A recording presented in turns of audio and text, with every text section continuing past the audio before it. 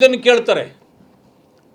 ಆಕ್ಸಿಡೆಂಟ್ಗಳಲ್ಲಿ ಈ ಗುಂಡಿಗಳ ಕಾರಣದಿಂದ ಎಷ್ಟು ಜನ ಸತ್ತಿದ್ದಾರೆ ಅಂತ ಕೇಳಿದರೆ ಇವರ ಪ್ರಕಾರ ರಸ್ತೆ ಗುಂಡಿಗಳಿಂದ ಅಪಘಾತ ಉಂಟಾಗಿ ಸಂಭವಿಸಿದ ಸಾವುಗಳ ಸಂಖ್ಯೆ 0. ಗಂಭೀರವಾಗಿ ಗಾಯಗೊಂಡ ಪ್ರಕರಣಗಳ ಸಂಖ್ಯೆ 0. ಪರಿಹಾರ ನೀಡಲಾಗಿರುವ ಪ್ರಕರಣಗಳ ಸಂಖ್ಯೆ 0.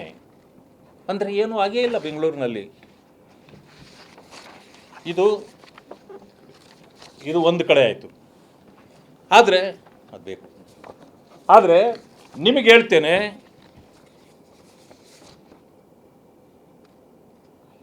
ಕರ್ನಾಟಕದಲ್ಲಿ ಪ್ರತಿದಿನ ಸರಾಸರಿ 31 ಮಂದಿ ರಸ್ತೆ ಅಪಘಾತಗಳಲ್ಲಿ ಆಕ್ಸಿಡೆಂಟ್ ಸಾವನ್ನಪ್ಪುತ್ತಿದ್ದು 86 ಮಂದಿ ಗಾಯಗೊಳ್ಳುತ್ತಿದ್ದಾರೆ ಎಂದು ಇತ್ತೀಚಿನ ಅಧ್ಯಯನವೊಂದು ತಿಳಿಸಿದೆ. ಇದು ವರದಿಗಳು. ಬೆಂಗಳೂರಿನಲ್ಲೇ ಅತಿ ಹೆಚ್ಚು ಸಾವುಗಳು ಸಂಭವಿಸಿದ್ದು 891 ಜನರು ಸಾವನ್ನಪ್ಪಿದ್ದಾರೆ ಈ ಗುಂಡಿಗಳಿಂದ.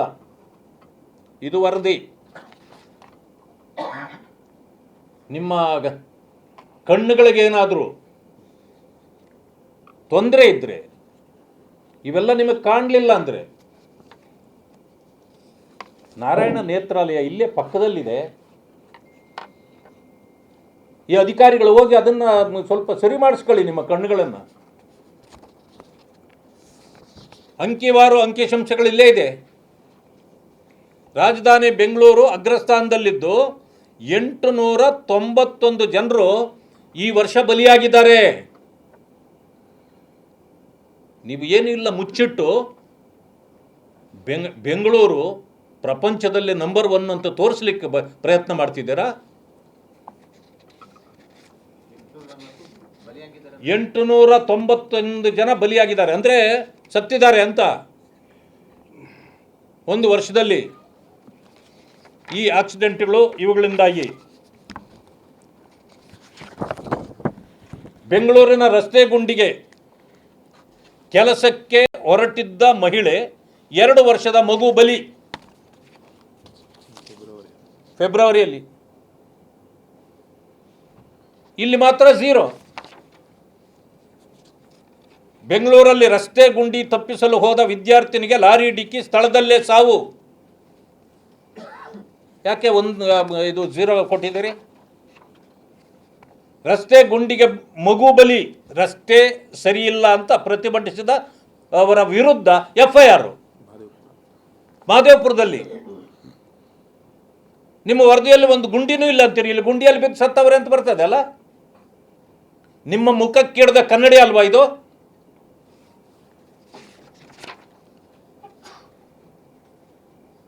ನೋಡಿ, ಆಕ್ಸಿಡೆಂಟ್. ಬೆಂಗಳೂರು ರಸ್ತೆ ಗುಂಡಿಗೆ ಮತ್ತೊಂದು ಬಲಿ. ಇತ್ತ ಮಂತ್ರಾಲಯಕ್ಕೆ ತೆರಳುತ್ತಿದ್ದ ಕಾರು ಅಪಘಾತ, ದಂಪತಿ ದುರ್ಮರಣ. ಇದು ಡಿಸೆಂಬರಲ್ಲಿ. Road accident. ಬೆಂಗಳೂರಲ್ಲಿ ರಸ್ತೆ ಗುಂಡಿಗೆ ಸಾಫ್ಟ್ವೇರ್ ಇಂಜಿನಿಯರ್ ಬಲಿ. ಎಷ್ಟು ಸುಳ್ಳು ಹೇಳ್ತೀರಿ? ಅಲ್ಲಿ ಸುಳ್ಳು ಹೇಳಕ್ಕೆ ಕೆಲವರನ್ನು ಇಟ್ಬಿಟ್ಟಿದ್ದಾರೆ.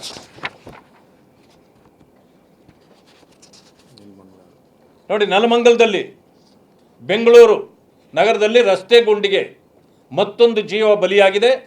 ಮಾದನಾಯಕನಹಳ್ಳಿ ಹತ್ತಿರದ ಹುಸ್ಕೂರ್ APMC ರಸ್ತೆಯಲ್ಲಿ ಗುಂಡಿಯಿಂದಾಗಿ ಸಂಭವಿಸಿದ ಅಪಘಾತದಲ್ಲಿ 26 ವರ್ಷದ ಯುವತಿ ಪ್ರಿಯಾಂಕಾ ಸಾವನ್ನಪ್ಪಿದ್ದಾರೆ.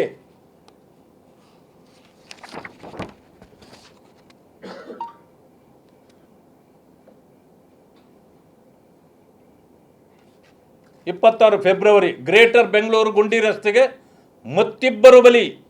ಕೆಲಸಕ್ಕೆ ಹೊರಟ ಮಹಿಳೆ, 2 ವರ್ಷದ ಮಗು ಸಾವು. ಇಷ್ಟೆಲ್ಲ ಬಂದರೂ ಕೂಡ ಇಷ್ಟೊಂದು ನಿರ್ಲಕ್ಷ್ಯದಿಂದ ಮಾತಾಡ್ತೀರಿ, ವರದಿಗಳನ್ನು ಕೊಡ್ತೀರಿ. ನೀವು ಶಾಸಕಾಂಗಕ್ಕೆ ಯೋಗ್ಯರಿದ್ದೀರಾ ನೀವೆಲ್ಲ?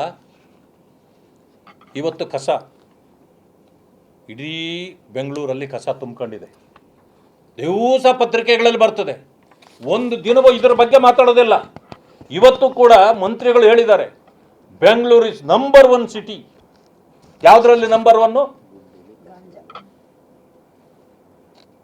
ಕಸದಲ್ಲಿ ನಂಬರ್ 1, ಸಾವುಗಳಲ್ಲಿ ನಂಬರ್ 1,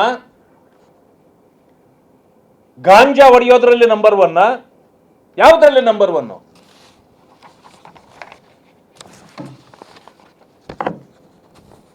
ಇನ್ನೊಂದು ಭ್ರಷ್ಟಾಚಾರಕ್ಕೆ ಇಲ್ಲಿ 25-26ನೇ ಸಾಲಿನ ಮಾಡಲಾದ ಹಣದ ವೆಚ್ಚದ ವಿವರ. ರಸ್ತೆ ನಿರ್ವಹಣೆಗೆ ಮೇಂಟೆನೆನ್ಸ್. ಏನು ಮೇಂಟೆನೆನ್ಸು? ಪಕ್ಕದಲ್ಲಿ ಬಣ್ಣ ಹೊಡಿತಾರಲ್ಲ, ಫುಟ್ಪಾತಲ್ಲಿ ಕಲ್ಲಿಗೆ ಬಣ್ಣ ಹೊಡಿತಾರೆ, ದಟ್ ಈಸ್ ಕಾಲ್ಡ್ ಮೇಂಟೆನೆನ್ಸ್. ಅಲ್ಲೇನಾದರೂ ಕಸ ತೆಗೆಯೋದು ಬೇರೆ, ಅದು ಗಾರ್ಬೇಜಿಗೆ ಬರುತ್ತೆ. ಅಲ್ಲೇನಾದರೂ ಸಣ್ಣ ಪುಟ್ಟ ಕಲ್ಲು ಮುಳ್ಳು ಬಿದ್ದಿದ್ರೆ ಎತ್ತಾಕೋದು ನೋಡಿ. ಅದಕ್ಕೆ 311 ಕೋಟಿ ರೂಪಾಯಿ ಒಂದು ವರ್ಷದಲ್ಲಿ ನಿರ್ವಹಣೆಗೆ ಖರ್ಚು ಮಾಡಿದ್ದಾರೆ. 311 ಕೋಟಿ 18 ಲಕ್ಷ ಖರ್ಚು ಮಾಡಿದ್ದಾರೆ. ರಸ್ತೆಗಳ ಡಾಂಬರೀಕರಣಕ್ಕಾಗಿ, ಹೊಸ ರಸ್ತೆಗಳಂತೆ, ಡಾಂಬರೀಕರಣಕ್ಕಾಗಿ 693 ಕೋಟಿ 68 ಲಕ್ಷ ರೂಪಾಯಿ ಖರ್ಚು ಮಾಡಿದ್ದಾರೆ ಡಾಂಬರೀಕರಣಕ್ಕೆ. ಇವೆಲ್ಲ ಎಲ್ಲೆಲ್ಲಿ ಮಾಡಿದ್ದಾರೆ ಯಾರಿಗೂ ಗೊತ್ತಿಲ್ಲ. ಮತ್ತೆ ನೀವು ಅಷ್ಟೊಂದು ರಸ್ತೆಗಳಿಗೆ ಡಾಂಬರೀಕರಣ ಮಾಡಿದರೆ ಹಳ್ಳಿಗಳೆಲ್ಲಿ ಬಂದವು? ಪಾಟ್ ಹೋಲ್ಸ್ ಎಲ್ಲಿ ಬಂದವು? ಅದಕ್ಕೆ 33 ಕೋಟಿ ಎಲ್ಲಿಂದ ಖರ್ಚಾಯಿತು?